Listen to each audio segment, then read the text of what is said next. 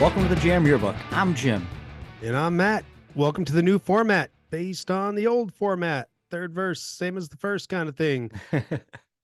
As we said last episode, we are now covering album anniversaries, and we have had no shortage of albums to cover. Some great, some not so great. We started 25 years and we'll go back 50 years covering music that was released in our lifetime, just like previous episodes of the show. We'll revisit albums having big anniversaries in 5-year increments.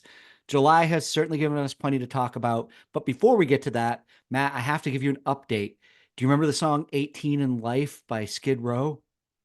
How could I forget that song? It was everywhere. It was everywhere. Well, although that album anniversary passed, I believe in January, I just thought everybody should know he's now 35 years into his life sentence. Oh my God, So, breaking news update. yes, Ricky is now 35 years in. So all right, I'll have a drink to Ricky. Here you go, Ricky.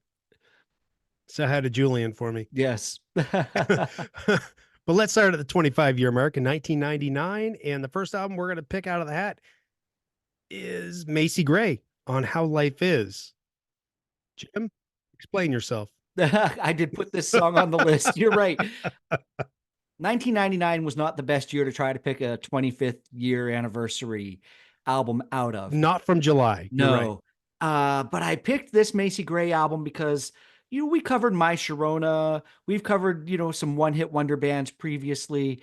And I think I Try from Macy Gray as big a song from her album as any we featured on any previous episode. And it was worth a listen for the album. I think the album and her style was a bit of a niche, but it was a breakthrough in a time of nu metal and pop punk. And the Disney kids were really ramping up in 1999. So this was like a breath of fresh air compared to all of that. Yeah, her voice kind of helps to separate from the rest of the noise. In this R&B style, it doesn't seem to have the staying power past the 90s.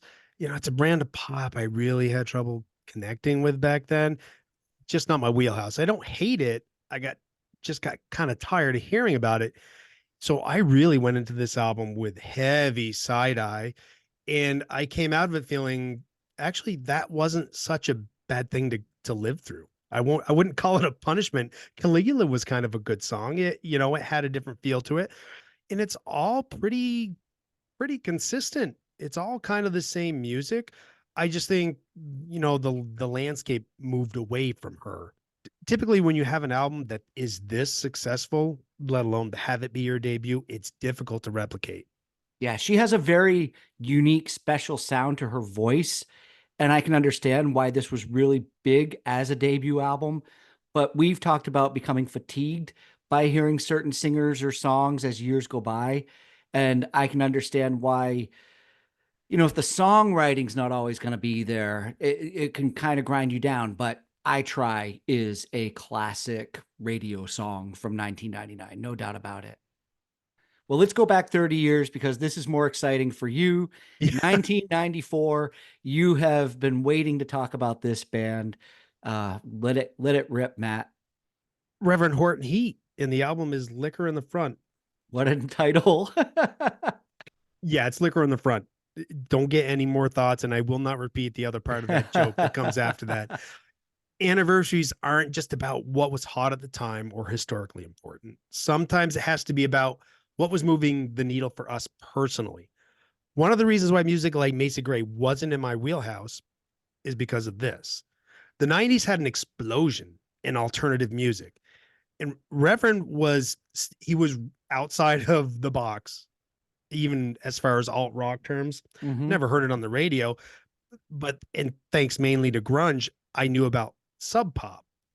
And Reverend Horton Heat was on the Sub Pop label. So if I saw the logo on the CD cover, I would take a chance on it sometimes. Any idea I thought about what this could possibly be was quickly out the window. Psychobilly is a fun genre. They're going to blend rockabilly and punk.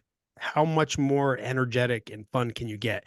It doesn't rail against the man like punk can sometimes do, or at least Yep. old time punk would do. Reverend songs are a party with plenty of humor tossed in. Jim Heath can rip on the guitar, Mhm. and it would not be psychobilly without the upright bass. And Jimbo is a madman. Live crowds absolutely love Jimbo Wallace. He's like I would not the mascot, but everybody's always yelling for Jimbo. It's always been a three piece, but they've gone through a few drummers like Spinal Tap. Do you think that this was a rebirth of the psychobilly sound that was layered just underneath ska and developing alternative music in the early 1980s? Kind of a mix of like the Stray Cats and the Dead Kennedys. It's more roots rock, garage rock, as opposed to pushing ska or the alt rock that was around. Maybe you could lump it in with alt rock in 94 because it hadn't really refined itself into 20 bands sounding like the same thing, where bands all of a sudden had to sound like Chevelle all the time just to get played on alt rock stations.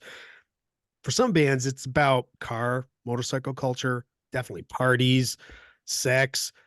Others lean into shock rock or using horror themes like Demented Are Go. They've been around since 86 and they remind me of the Cramps at times. That really fun. It's animated, raw, which they obviously have in common with punk. But the Rev, they have plenty of car songs, right? Especially on this album, Liquor on the Front, they got 50 Ford, songs about wallowing in self-pity, about breakups like Liquor, Beer, and Wine, fighting like Cruising for a Bruising. But it's more times than not, it's got a splash of humor. Not dirty, raw humor, just like kind of like, oh, kind of humor, but it fits in the song. But don't think they're serious about their craft because they are. Like I said, Jim Heath and Jimbo can flat out play the shit out of their instruments. They're amazing. Yeah, they've got a great kind of tongue in cheek aspect to Yeah, what they're doing. that's probably a good way to put it. Yeah. And then other punk that came out in 1994 was No Effects. I love the name of the album, Punk in Drublic. It's so hard to say. It is. You have to wonder if somebody said it after a few too many one night. Yeah. I have not really ever been a big fan of No Effects. I've got some friends that really like them, but I did some deep diving and I found out that Fat Mike was in the original lineup of Me First and the Gimme Gimmes, who I really enjoyed. And amazingly, just a side note, along with Chris Shiflett from the Foo Fighters. I had no idea of that. Aren't they just strictly covers? They are strictly covers, and Fat Mike just plays bass in it. Oh, Yeah. that's probably because he's got a pretty distinctive voice. And So yeah. Chris Shiflett actually goes by a pseudonym in the band. So he doesn't actually use his real name. Oh, I'm so happy you dug in to find that out. Because these are little tidbits of information that I like to know for some stupid reason. I guess I like to be that guy in a conversation. Oh, did you know that Fat Mike was in Me First and the Gimme Gimmes? We're the know-it-alls. Yeah. I have to admit that the antics of the band can grind my gears a little bit, but that's also punk and what attracts people to punk. I can't disrespect their sound. It didn't bother me at all. It carries the punk flag much better than the upcoming pop punk era is going to. Punk is meant to tweak your sensibilities, be brash, immature. Essentially, they're going to be a brat, especially young punks. There is no filter. Sometimes people can't get out of their own way too. If they're being interviewed, they're just going to give you an answer. And sometimes, especially when you're young, those answers aren't the best informed, or you don't really put the thought into them. But this was, well, obviously, no effects. They're awesome. It was fun because, again, I took the opportunity to go back and listen to their older stuff to kind of see how they had progressed, especially Fat Mike's voice. It really aged appropriately into the genre.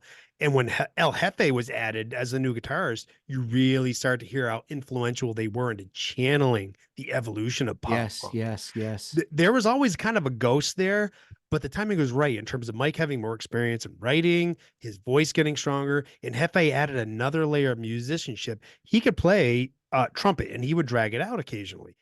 Yep. Can we move on to some anti-punks? Let's do it. They were probably considered punks when they first came out Oh, 100 yeah. years ago. Oh, The yeah. Rolling Stones, Voodoo Lounge. Yeah. When I saw this album come up in 1994, I was like, oh, okay. I guess this album was big at the time, and I do my deep dive on it, and I find out that it did win the Grammy for Best Rock Album. And it was also the first album that Bill Wyman didn't play bass on. He left a few years earlier, but they actually didn't really announce it until just before this album was released. But in 1994, I have to be 100% honest, I was very far away from wanting to listen to the Stones. As I was embracing the shift in alternative rock, the Rolling Stones sounded more and more like dad rock and classic rock to me. See, I bought this album and I got home and I'm like, why did I just buy that? This conversation of bands that you feel like, because they've been, especially because they've been around so long, you feel like you're supposed to like them. You kind of get drawn into the hype. And there was a big deal made about that video for Love is Strong. It was the cityscape of New York, and they were made to be giants, and the women in the video as well. When I went back and listened to this song, all I could think was this sounds like a would be a great Rolling Stones song if they'd actually played it at twice the speed of it, instead of how slowed down Yeah. and how it slogged along. It's not a bad song, and it fits within all of that Stones material that they've done in their life. But Yep. and that's why it sounds like dad rock, because it just sounds like, oh look, these old guys got slow. And if they just Mm, sped that song up, I think it could have been a cool rock song. yep. And I don't want to bang on Charlie Watts because I think he's a really good drummer. But I think because the song kind of drags, Mm-hmm. it makes him stand out a little bit more, and it can just be metronomic. I'm not going to say boring, but it's kind of like our old friend Fatigue. If they weren't on the radio, a local bar band was playing "Hey, You Get Off of My Cloud." Or we were So playing them in our bands that we yeah, were with. guilty. I jammed with my friends the other night, and I'm surprised we didn't pick up Stray Cat Blues because we usually play that all the time Our because it is fun to play. I do believe the first band we ever played, and we played I Can't Get No Satisfaction. Of course you did when you were But who doesn't play 18, that? 19 years old. Yeah. Bow, bow, bow, Of bow. course. Yeah, because I probably couldn't talk you guys into doing the Devo version. No, probably not. That would have been a little impossible, anyways. All right, Jim, we're going to move on to one of your favorites in 311. The album is Grassroots. Yeah. I didn't really become a big fan of 311, full admission, until really the second half of the 90s. But for some reason, I owned Grassroots. It was in my CD collection back in probably 94 or 95. I think somebody came over to my apartment and wanted to play it, or maybe they left it with me because they wanted me to listen to it. And I never really Yeah. gave it an honest listen at the time. I did really like the songs Homebrew and 8:16 a.m. I picked up on those, but I'll admit they didn't get a ton of plays in my house because there was something I would just kind of listen to on my own. I don't really think people always know how to react to 311. The critics want to compare them to the Chili Peppers, probably because of Peanut playing the bass and some Hmm. sounds, or the Beastie Boys because it's kind of the rock rap thing. But I think that made them a victim of over comparing because they really had their own sound within that realm, but for some reason it unsettled people. Wow. This is audio. So if anybody could see the video, they'd see me squinting my eyes, looking at Jim in puzzlement because I never heard those comparisons before. But I can kind of hear how some people might think SA at times resembles Anthony Kiedis, like that rap on Homebrew. Hmm. I don't think it's anything intentional. It's just a similar tone. And I don't get the Beastie Boys comparison at all. Actually, Ad Rock has a higher pitch to his voice too. So maybe that's where people are getting it. But I mean, come on, man. 311's rhythm section can't be touched by the Beastie Boys. Yeah. I don't remember hearing any reggae styling either or musical breakdowns that 311's capable of. This is probably going to piss you off, and it's Uh-oh. not meant to, Uh-oh. and every other 311 fan out there. Actually, it shouldn't because they predate Linkin Park, but that dual vocal with singing and then rapping was it was something I always found annoyingly similar. And the singing part of it can actually get a little drony when they do their reggae thing.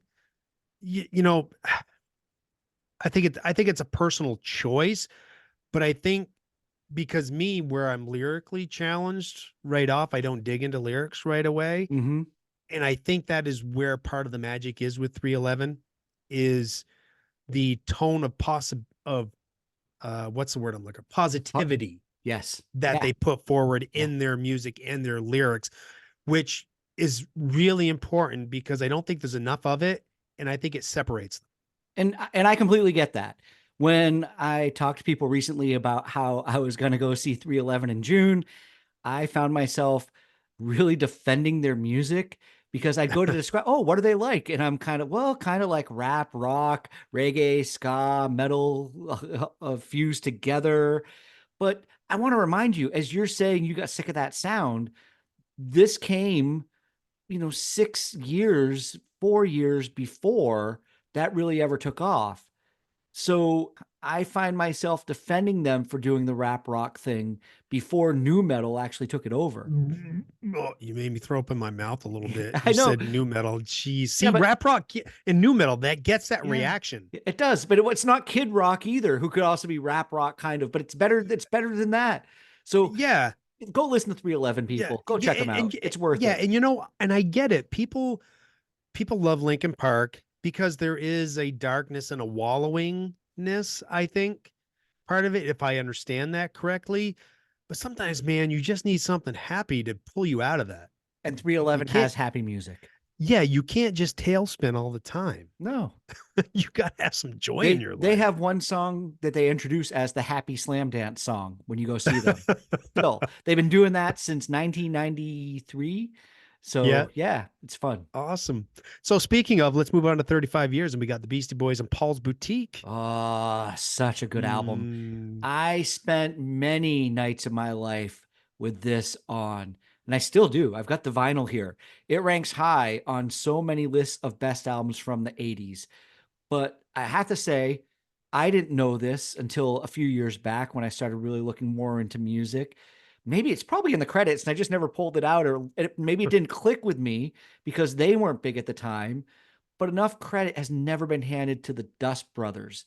And I'm sure some people are still like, who? What? The Dust Brothers? The Dust Brothers, they were producing tracks and samples for Tone Loc and Young MC. Adam Horovitz went to their place one night and they were playing him an album that they had created, and it was just all samples mixed together. On the spot, he offered to buy the album of samples so it could be their next album for the Beastie Boys. They made an offer to go back and remix a little bit or make some changes to make everything more commercial, so maybe it would sell more. And he said no, not to, and that they would adjust their rhyming to the samples that they'd mixed. And that's the history of Paul's Boutique right there. An album that pre-existed got put into the hands of the Beastie Boys, and they just rhymed over the top of it. And yeah, in history has been kind to this record because it took a long time to take off. It was not well received. It probably didn't help that it took 3 years to release this sophomore record, pre-internet. So you're not putting out music on the regular, and people can forget about you very easily. Even if so much time had passed, there wasn't another Fight for Your Right on Paul's Boutique. Fight for Your Right, Girls, certainly to me, didn't help me take them seriously. It doesn't mean I didn't like it, but they could come off as a parody act, like Two Live Crew for 10-year-olds. Mike D's voice does sound a bit like a parody. On Shake Your Rump, there's a lot of comical sarcasm in his vocal tone. And that, yeah, and see the sarcasm doesn't help there either. But then again, I like the humor when it's presented well, like in Reverend Horton Heat or in the Beastie Boys, Yep, yep. right? It is pleasing to the ears. I take it seriously, regardless of what they're saying. The Dust Brothers certainly added depth to their sound palette. It's amazing how many samples he can cram into a song, and it can turn your thinking, or at least my thinking, around about sampling. Having all of that knowledge and the skill to think about how all these different moments can be connected into one song. They did, I don't think you mentioned it, but Beck's Odelay, they were all over that. And I think Mutations, they had an album off in the middle of those two where it was just Beck, and there was a dramatic difference in between the albums. The Beastie Boys also, I will say, I know we kind of went on about this, about long albums. The Beastie Boys are an exception. I have no complaint if they want to make a long album, because this, what they put out, especially on Paul's Boutique, is just so damn interesting. It's interesting. It's fun. Little known fact about the Dust Brothers, or maybe people do know, but they were also responsible for Hanson's Bop. All right, so let's move away from the Beastie Boys because we could probably talk about them all night long. We got a lot of love for them. And let's talk about the Alice Cooper album, Trash. I was a little surprised this was on the list. I didn't know if it was going to be worthy talking about, but Oh, it was a big it's album. Alice Cooper. It is. It's a It big was. album at the time. And this album actually was huge here in the UK. Poison was a number one hit over here. So, Really? yeah. But Desmond Child is a name I'm going to bring up straight away because it's a name we should remember. He might have Hmm. been kind of a Max Martin from a different era. He wrote pretty much the entire album, including the big hit Poison for Alice. He also wrote How Can We Be Lovers by Michael Bolton. Oh my He wrote God. Bon Jovi's You Give Love a Bad Name, Aerosmith's Dude Looks Like a Lady, I Was Made for Loving You by Kiss, and Livin' La Vida Loca by Ricky Martin. Jim, I thought we had a gentleman's agreement to never mention that song again. And Cisco's Thong Song, another one of your favorites. Oi, But oi. his work on Trash was fully intended to give Alice Cooper a big comeback. He wrote the entire thing, I think, and or pretty much, and it worked. It did what he needed it to do. Yeah, it succeeded. He may have been hoping, I think, Alice, that 1986's Constrictor was going to do it. I love that album so much because he had the song He's Back, Man Behind the Mask from one of the Friday the 13th Oh movies. yeah. So I think he was kind of hoping that that would do it. 80s slasher flicks, hair metal, those things go hand in hand for over the top entertainment. That Hulk Hogan era WWF wrestling. And remember, I don't know if you ever watched WrestleMania 3, but Yeah, Alice Cooper went to the ring with Jake the Snake he was Roberts. there. Yep. Yep. Yeah. And Desmond Child is only one of the writers. I'm glad you brought him up. He is an important figure to not forget about. But there was Joan Jett, John Bon Jovi, Richie Sambora, Steven Tyler. I mean, he had some backing vocals on the ballad. It kind of sounded like the long lost fourth version of Crying, as far as I'm concerned. But it's Alice Cooper, so it's cool. Well, I'm just gonna say, out of the 10 tracks, Desmond Child's credited on 9 of them. I went and looked at Hmm. this. So no disrespect for those other artists, but in 1989, if you're going to put names, like if you and I could have made an album in 1989 and we could have put Bon Jovi, Sambor, and Joan Jett in the credits, we would have sold 500,000 albums just from doing that. Yeah, and that's what Alice Cooper albums turned into with Trash. Tons of cameos. It's almost like the glam version of Ringo's All-Star Band. And I don't mean that to be snarky, not at all. Alice Cooper is extremely well respected, and I'm sure he's got a mile-long list of people who consider him a major influence and are just waiting to record with him. But Desmond Child, let's get kind of back to him, because not only because of his work with Kiss in the 80s, and he deserves some attention for his work, obviously with Slippery When Wet, it's helped us achieve something I never thought was possible, Jim. 2 episodes in a row, we got to talk about Michael Bolton and how can we be lovers when we can't be friends. That has to be a Guinness It's record. never I don't happened know if before any in any show has podcast. ever Yeah. talked about that 2 consecutively. All right, Matt, move us along. That's enough Michael Bolton talk for Yeah, I was putting me to sleep. Yeah, let's move on to the 40-year mark. In 1984, one of the best years. Oh Let's start with yeah. Sammy Hagar's VOA. Good album produced by Ted Templeman. Do you think he was foreseeing a Van Halen connection when he did this? I'm so see, you bring up Ted Templeman now. We're bringing up these odd names that people may not care about, but they're really important. Man, Jim, you're earning points with the deep dives this week. When we did the Yacht Rock episode, we saw Ted Templeman's name a lot because he worked with the Doobie Brothers so much. I was reading part of his book, and he was not right away the biggest fan of David Lee Roth. He recognized his weaknesses as a singer, and he actually did consider calling Sammy Hagar all the way back when they were starting rehearsals for Van Halen 1. But after spending some time with him, though, he realized that while David Lee Roth, he has his challenges. He could get pitchy when he was singing in the studio, but he also had strengths the band needed. VOA was when Sammy made his first impact with me, because some of his earlier songs I remember hearing.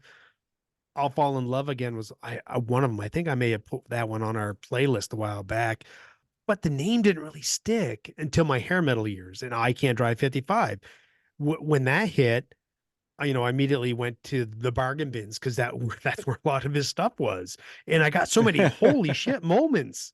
1984 was a prime year for me digging into who played with who produced what.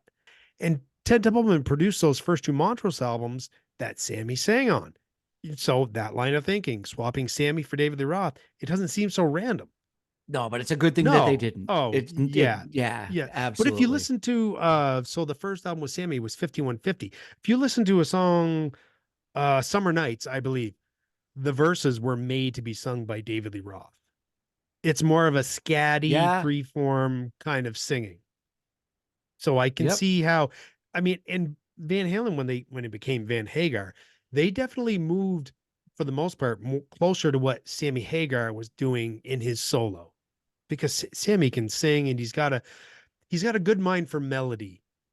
But one of the things I didn't know about Sammy Hagar before I did my deep dive into him this week was that he was a lead Mm-hmm. guitar player in his work. And I had no clue. I just saw him kind of as a singer songwriter. So that must have been great when he got together with Eddie.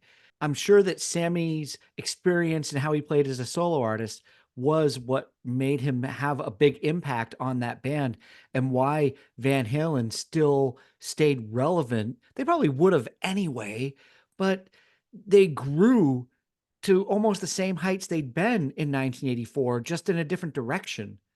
When Sammy Hagar got in, they moved a little bit closer to the kind of music that Sammy was writing in his All right, solo stuff. That's all. That's all. I'll agree to disagree because there's a lot of keyboards that come up in the Oh, next few there are. years. It was probably a little freeing too to Sammy Hagar to go in, nobody expects me to be better than Eddie Van Halen either. So I can just come in and be I me and not worry about what people think because Eddie's a guitar god. Let's move on to the time and ice cream castles. Yes, the time ice cream castles. Yeah. Yeah, can we just sing "Oh and get it over Oh with? we Because oh we oh. Yeah, we can. Jungle Oh Love. we oh we oh. God. So I listened to this album and I really needed a shower after hearing Chili Sauce. That was so dirty and creepy. It felt voyeuristic listening in. I encourage people to listen to it and be just as uncomfortable as I was. Because I never realized saliva was an aphrodisiac. She was decades ahead of the Hawk Tour girl. It's pretty much Prince, and some of his songs can be that way. He wrote quite a few Mm. Hawk Tuah songs. If somebody asked me who wrote a song Oh. called "Spit on That Thing," my guess would be it was Prince. Yeah, if he was still alive, I would not put it past him to do that exact thing. Yeah. I'm surprised he didn't sing that. He's got a song, "Do Me Baby." I love me some Prince, but that song makes me so uncomfortable, and it's 7 minutes long. I feel bad skipping it because, there are really magnificent things that I love about Prince, but then there are so many cringy moments Prince as isn't well. just going to be cringy. He's going to be long play cringy when he gets there. But I have to give credit to Kevin Smith for bringing back the time through his Jay and Silent Bob characters, his movies, Clerks, Jay and Silent Bob, whatever, any of the movies that they're in. When they're standing outside the store, they're often singing a song off of this album. My God, I forgot all Yeah, yeah. about And that. they talk about the time. Oh, And then there's even a little spiel where Silent Bob doesn't talk for ages and ages and ages. And then he talks about how great the time were, you know. yeah. But yeah, so Hey, if you don't talk a lot, people are going to pay attention to when you do. exactly. We talk a lot, nobody pays attention. Yeah, exactly. Including No, me. yeah. Sometimes I'll drone on and on. I'm like, what the fuck am I talking about? And that laugh tells you that Jim feels the exact same way. What we're going to go on about next is New Edition. And correct me if I'm wrong, Jim, but this has to be the birth of Jim Jams. Oh, this album was definitely the birth of Jim Jams. I saw the video for Cool It Now, and I was hooked. I was probably, 12, 1984. So yeah, I was 12 years old when this came out, and seeing the origins of Ralph Tresvant, Bobby Brown, Belle Biv DeVoe right there. Then Mr. Telephone Man came out, and that's a classic song from the album. Yeah. But in the video, you see Ralph Tresvant talking on one phone, and then you have Bobby Brown singing the lyrics into another phone, and then wrapped around the third phone is Belle Biv DeVoe. So it was almost like it was foreseeing the future of how they were all going to Oh, break oh off and my, what they it's were going to very do. Simpsons. Yeah, it was very Wow. cool. I kind of felt like they were the Jackson Five, or I'll go even further back, the Four Tops of my generation. It just Yeah. had that Yeah, I fresh, can see that. cool feel. I found this funny little fact in the deep dive is the album peaked on the Irish album charts for 5 weeks, number one for 5 weeks in Ireland. And aside from that tidbit, they split with their manager Marie Starr during the making of the album. They'd sold 1 million copies of it, and their debut Candy Girl was huge. They spent a year touring. When they got home, they all received a check in the mail. Guess how much it was for? You tell me. $1.87 each. How is Bobby Brown supposed to buy cocaine with that kind of Oh, money? come on. He was still like 13. He wasn't there yet. Okay, 14. Yeah. all right, all right. Call me out, All right. dick. But they sued Maurice Starr to be released from their Good. contract, and he let him go. And so New Edition went on, and this album is what they came out with. So Candy Girl was in the first album. This is their second album. Oh, okay. That makes it even better. Yeah. They hit their big hit. In their second album after they Yeah. got away from that manager. So they went on to make this album, and they had Ray Parker Jr. behind them, Mike Sambello from the Maniac Guy. And yeah, Maniac. like I talked about earlier, Cool It Now and Mr. Telephone Man, massive hits.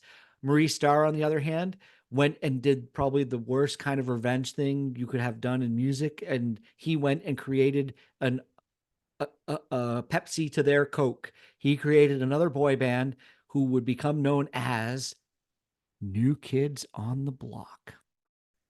So listening again, I couldn't get over how young they sounded. I actually couldn't get over how young they sounded. It made it weird to kind of just sit back and enjoy the album. Um, and this was another attempt at listening to the whole album the first time through because this is way pre-internet. I knew the hit. I didn't know the whole album. I wasn't going to spend my paper route money to go buy this one. But Mr. Telephone Man still holds up through nostalgia. But because they sounded so young, it started to sound like Kids Bop to me. They were just so little sounding. But I agree. This is 100% Jim Jam material. Yeah, it is. It is. This is one of the things I really find amazing about music. In the same year that same month that you have New Edition, you also have Metallica's Ride the Lightning. Yeah. It puts it in perspective of there's so much other different music going on at the same time. I think it's really cool that Kirk Hammett took the name of this album, Ride the Lightning, from a passage in Stephen King's The Stand. I am always so glad when we come back to 1984. I come at it with a reverence. It has to be the year where I'm making more conscious choices. I'm in more control of what I hear. But I'm not going to play the cool kid and make it sound like I was on the Metallica bandwagon back then. It took me a few years to open up to the thrash. And when it finally did, it was kind of Anthrax that did it. I always kind of leaned more to them than Metallica. But, once I was in that door, I played catch up. It took me a couple of years as well, as you say. I think you talk sometimes in shows about it's all who you are hanging around with at that age and what you're exposed to. I was really happy to have caught the one video off of And Justice for All when that was really popular in Oh, rotation. one. Yeah. And that turned me into a Metallica fan. So I am very proud to say that I was a Metallica fan before the bandwagon fans of 1991 jumped on. Yeah, but there was a different bandwagon when And Justice for All was out because that was a Oh, pretty huge song. it was a huge song, but I think that was a better album to go further into from that Yes. one song. That Well, one song because brought you to the album. Yeah. Yeah, because there was such a departure in their sound. Yes. And Yes. when Black came out, the sound had fleshed out so much. There was body to it. And I think that may have been one of the reasons that it took me a while to come to thrash is the recording quality was so kind of paper thin. It was tough. It was really tough to Yeah. listen to it back then. But whether Yep. you like or hate the Black Album, whichever way, it would be hard to deny that the acoustics here on Ride the Lightning are a foretelling of what's going to come in Metallica one day. Oh yeah, and it's not songwriting because I don't really think the songwriting changed a whole lot in between, from this to the Black Album. It just all had to do with production and sound. It had a lot to do with that. Yep. Let's keep with metal, Jim, Okay. because we have Dio, the man. He's not a myth. He is just a legend. Dio's Last in Line. Great damn album. Classic. Dio sets himself apart. You'll never convince me otherwise. His voice is iconic to me, and I'm sure I'm not alone there. It's dramatic. It's so powerful. There's so much strength when he sings. I mean, he was in Rainbow, like Sabbath, then striking out on his own. And Sabbath was a shadow of what they used to be, and he gave them the jolt they needed. It's too bad they couldn't make it work longer. The singer became a revolving door. It always made me feel like Tommy Iommi was really difficult to deal with. You listen to Paranoid and Masters of Reality, there's not much of a sign of what they would be on the last two Ozzy records, Technical Ecstasy and Never Say Die. Never Say Die always sounded like what Ozzy's solo stuff turned into. It really always kind of felt like an Ozzy solo album retrospectively once I started listening to Ozzy. Uh, I kind of feel like I'm going off a little bit of tangents this episode, I have no but space to talk here, people. We're talking about Dio with Matt. yeah. So, oh my God, Sandy, I love you, brother. So one of the things I appreciate about Dio is that his early solo stuff is self-produced and he's involved in the writing. Last in Line is more polished than Holy Diver, but not overly done. Holy Diver, great album. Diver has a more raw sound, but Dio is in control of everything. He has the vision. When he comes out with a song like Mystery, it's also got a very radio ready sound. It's still badass, but Dio's in control of that. So it's like it's Dio. It's awesome. That's pretty much a synonym. Dio is awesome. I probably listened to more Dio this week than I've ever listened to in my lifetime. But And can I ask you a question? yes, Are you surprised that you like it more than you thought you would? I really like believe it or not, Vinny's drumming. Oh, Vinny Appice or Yes. Vinny Appice, Depending upon however which you brother you pronounce it. talk to. Exactly. Carmine I pronounces can't it one remember way. which brother Vinny pronounces it one way. Yeah, but I really like Vinny's drumming. And Vinny was John Lennon's drummer. You just blew my mind right there. Yes. I So had no idea. when Vinny was 16 years old, he became John Lennon's drummer. You know what? History can't forget John Lennon or the Beatles. No. Right? All right. So let's move on to Quiet Riot. Right? I mean, we kind of already broke the seal on that. Condition Critical. Probably not the album everybody thought that we should talk about, but it's an anniversary. It's not Metal Health's anniversary.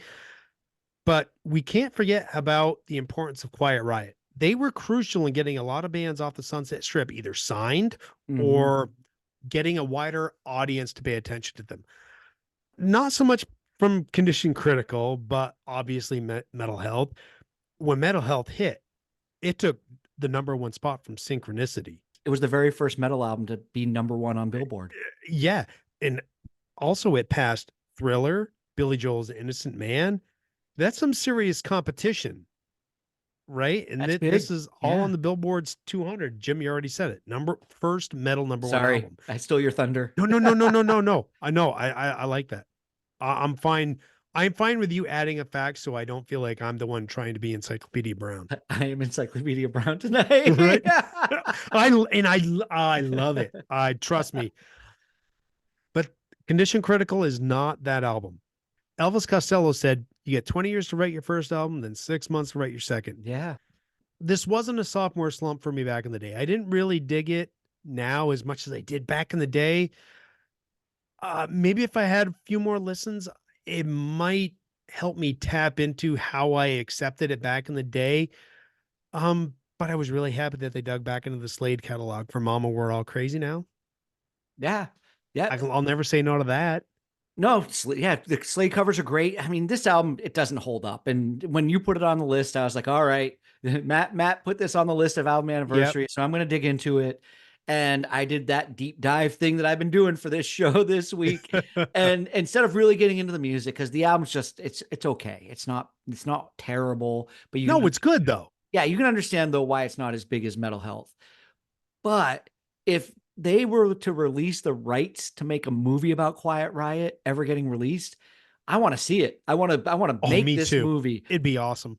They had a few name changes. I love the fact that they were once called Little Women before they What became little Little Women little women? was one of their names before they became Quiet Oh, Riot. I didn't know that. Okay. Yeah. They had Randy Rhoads as a founding member, which I know you know that. Well, But yeah. there are stories of guns, murder intentions, a lot of drugs, DUIs. Randy quit the band and went and played with Ozzy, but he died before they hit it big. And I couldn't help but wonder this week, Ozzy's been through a lot of guitar players. I wonder how Randy would have impacted the band if he'd been alive to return after an Ozzy stint, because I could have seen that happening if he hadn't died in the airplane accident. Well, you can't compare Carlos Cavazo with Randy Rhoads. But I No. think the main thing that would always hold Quiet Riot back is Kevin DeBro. Yeah, I don't know how many stories I had heard Well, or interviews where he's the people drug part were, of the movie. yeah. Uh, well, I'm sure there was more going around with other members back in the day. I mean, hey, Oh, we've all had our definitely. youth. Yeah. We've all had our youth, but a lot of recollections I've always heard about Kevin DeBro was he was prickly. He was very difficult to get along with. In Quiet Riot, they had a couple albums with Randy. They were released in Japan and they were kind of big over there. But the opportunity comes to work with Ozzy Osbourne. You're gonna leap at You're it, gonna do it. You're gonna do it. right? And Frankie Banali is the one actually we should be kind of talking about because through it all, that dude kept it going. R.I.P. Frankie Banali. He kept Quiet Riot going and until he obviously passed away. Yep. He's like the anti-Spinal Tap drummer. He just kept going and holding that thing together. And the band just Jim, kept going too. yeah. So I have a little interesting uh trivial tidbit, I guess. Carlos Cavazo, Rudy Sarzo were the guitarist and bass player for Quiet Riot. Mhm. Rudy Sarzo also played with Ozzy Osbourne, Mhm. but Carlos's and Rudy's brothers swapped the instruments. Carlos's brother, I can't remember his name, played bass, and Rudy's brother Robert played guitar in a band called Hurricane in the 80s. Yep. I remember Hurricane. Yeah. Their debut album is amazing. Love that album. Okay, Matt, we cannot live in 1984. I know you want to. And yeah, I'm going to give you one more chance. Maybe it wasn't considered metal, but it was definitely hard rock. 45 years ago, released in July. Okay, here we go. Let's go. We're in the same vein. Let's go. Yeah, here we go. AC/DC, Highway to Hell. Oh yeah. So the band originally hired producer Eddie Kramer, who produced Hendrix. I mean, come on, who wouldn't want to work with this guy? But they weren't able to get along with him. And they wound up finding their peace in final production with Mutt Lang, of all people. So these names that are coming up in this show, he was at the helm. And this makes a lot of sense when I think about how the landscape of rock is going to change in the 80s. But I've got to ask you, is Highway to Hell where the fist pumping sing along AC/DC was born from? I think it's really one of the best choruses of all time. And I'm going to say something controversial. It's better than Shook Me All Night Long. That is a bold statement, Jimbo. Wow. Okay, but that's an interesting thing to think about though. How would you rank those classic AC/DC anthems? Because they both are. That would be tough. Back in Black was, in my thinking, remember, I'm not trying to make people think that's it. That's what they should Mhm. think. Back in Black was the gateway album for people into AC/DC, I think. That's my opinion. They're really different bands. Sammy Hagar going into Van Halen. This was the foreshadowing. Different bands. Yeah, You're yeah. probably right though. Shook Me All Night Long is the song for everyone's inner air guitar warrior to come out right there. You just did it. You just did it. You know, that riff is iconic. That's not to say Highway to Hell isn't iconic, but it feels more anthemic because you have your voice is louder than your air guitarmanship, right? You know, and I've Yeah, been to yeah. AC/DC shows and they are huge sing-alongs the whole way through. But Highway to Hell, it does seem like a centerpiece when it comes to that. Oh, it's gotta be. It's so good. And the album itself, it's got its ups and downs, as a lot of AC/DC albums do, but I liked it. What also came out in 1979, same year, same month as AC/DC, we got the B-52's debut album, Delightfully Quirky. And weird enough, but delightfully quirky and weird, but not rough or well thought out. There's a lot of thought going into this new wave classic, you know, but is Mhm. what, you know, I'll be honest, wasn't something I heard right away. Newport, Vermont, growing up, 1979, I wasn't hearing Rock Lobster or any songs like that on WIKE. Well, I said we were gonna bring him up again. John Lennon called the B-52s his favorite band around this time, and he credited Rock Lobster with igniting his desire to return to music and inspiration for Double Fantasy. You know this album's gonna be fun when it starts with Planet Claire and they use the Peter Gunn theme, and rightfully so. Henry Mancini has a writing credit on the song. And they spun that theme and it was kind of like a sci-fi sound. Ah, it's so fun. Probably should be with Planet Claire, you know. Uh I was disappointed reading him equate Rock Lobster to Yoko's music. I'm Maybe he was high.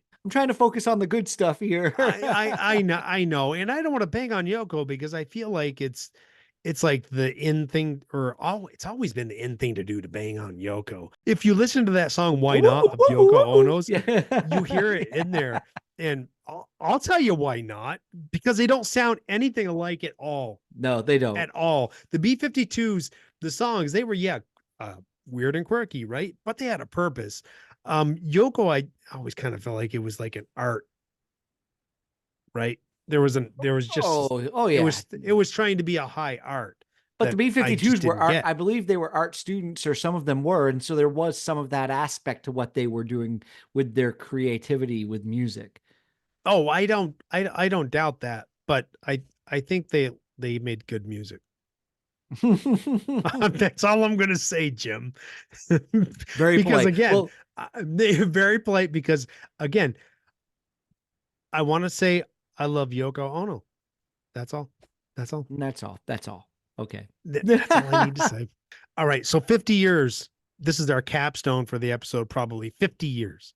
Eric Clapton's 461 Ocean Boulevard. I was so happy when I saw this pop up because I couldn't wait to What? hear. I couldn't wait to hear you go off about it. Jesus, hand jive. Oh my God.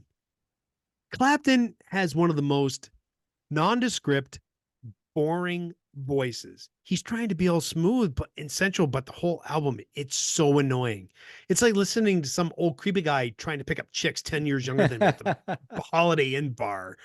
Oh my God. I probably had a better time listening to Mars Hotel last time. But Let It Go, or I'm sorry, Let It Grow. That's a good song.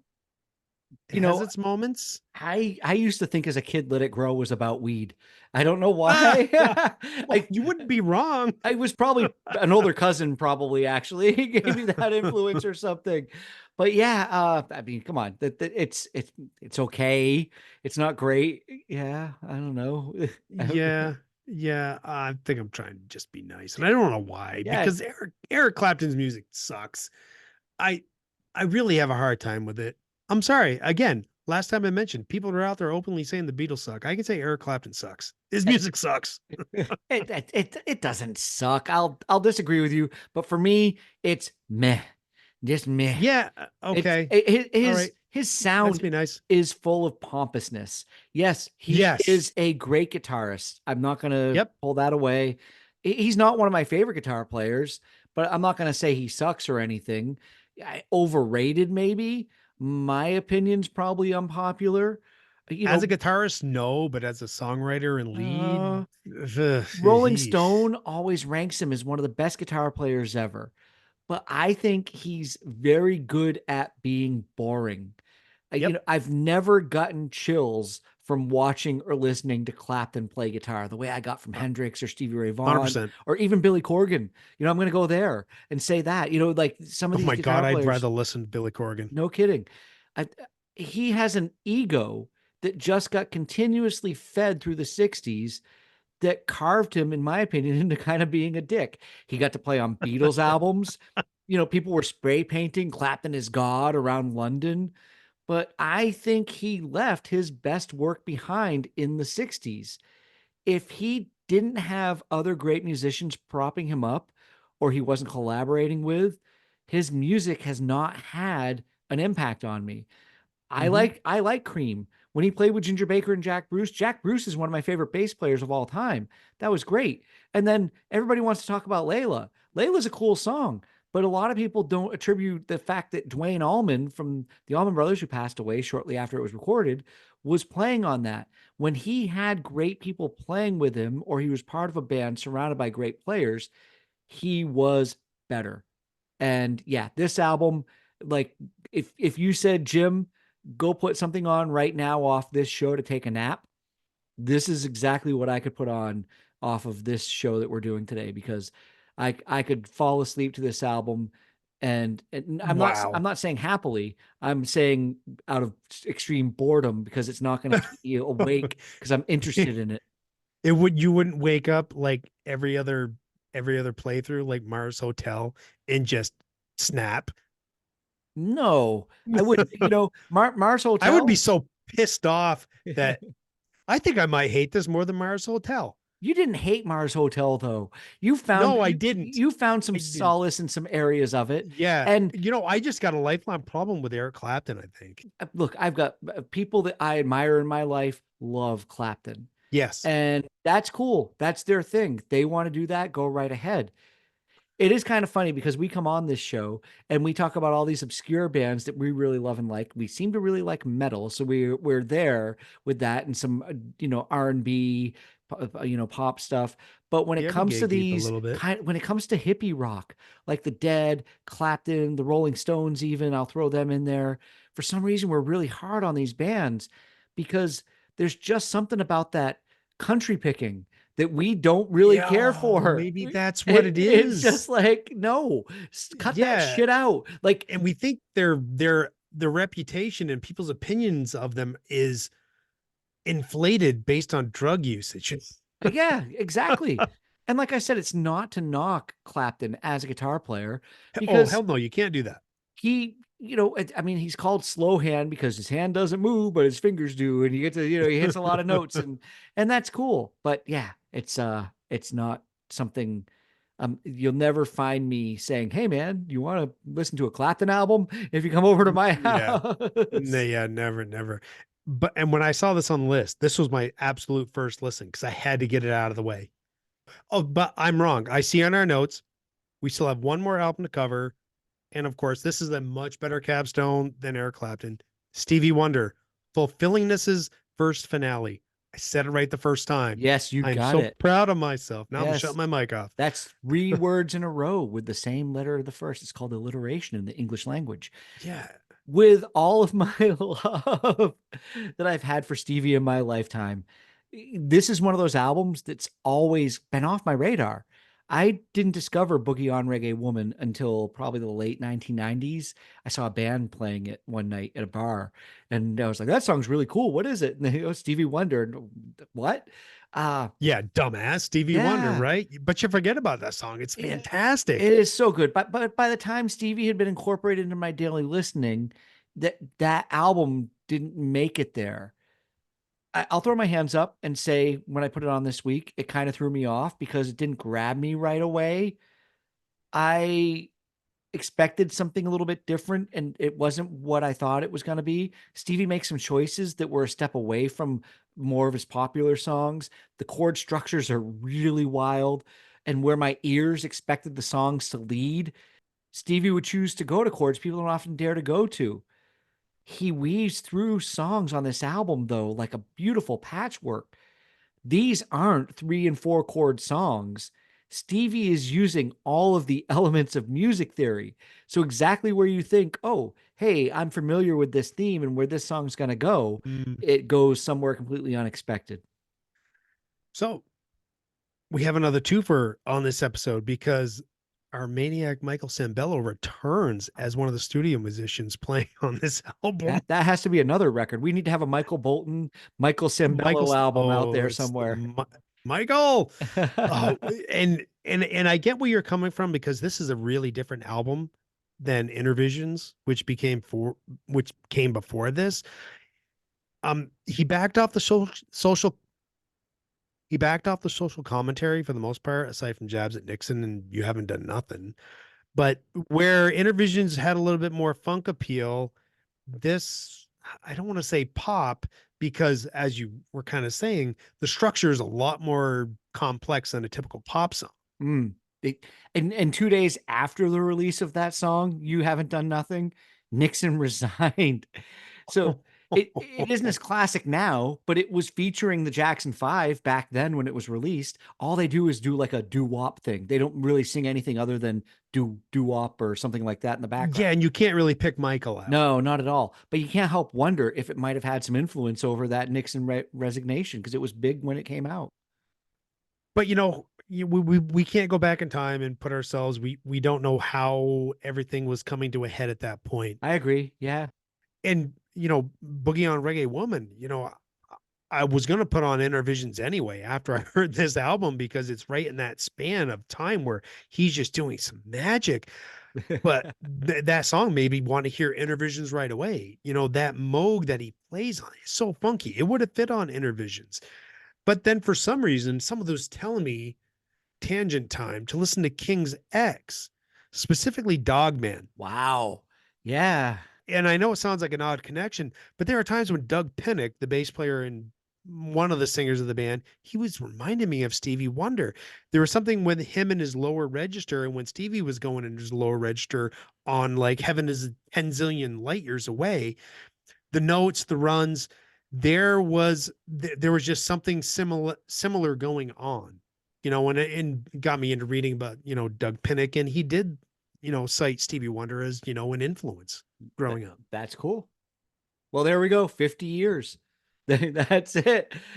Stevie Wonder. Come on. That's a great way to cap off the show. Yeah, much better than Clapton. I do think maybe going forward, maybe every other show, we should go forward and backwards. So one show we start 50 years and we come forward. And then another show we go from 1999 or, and we come in the other direction. And then that way, we're not always winding up being angry at classic rock or, stuff that comes around. Yeah. Angry or bored. Well, our generation's music is going to be more around the 80s and 90s. So we always end up with 84 then. Well, we would do a whole show about 1984 if you wanted to, Matt, I'm sure. Not every month. They're not all strong. Yeah. Good. It's so good. All right. So there we go. July anniversary albums. And we will be on to August the next time when you listen to the Jam Yearbook. Yeah. And don't forget to reach out and tell us what we probably should have mentioned. Hopefully there's something out on the fringes that we forgot completely about. That'd be interesting to hear about. All right, Matt, wrap us up. And we are having a blast doing this revisiting of the past. All this nostalgia, it's making us feel good again and exciting for us to keep doing the show. Yeah, we hope you keep tuning in, and maybe you've checked us out now on YouTube because we're available there now. Yeah. And if you have noticed, we've changed the theme song to the show. So this is a song called 1995 by the Dumb Animals, and we want to thank Dumb Animals for allowing us to use this as a theme song. We're very psyched to be using it moving ahead. Too bad it didn't sync up with one of our anniversary years. It will next year. It will. Yeah, it will next year. next year it will. Hey, everybody. Thank you for tuning in. Matt, say goodbye. Goodbye, everyone. Peace, love, and podcast. Lost in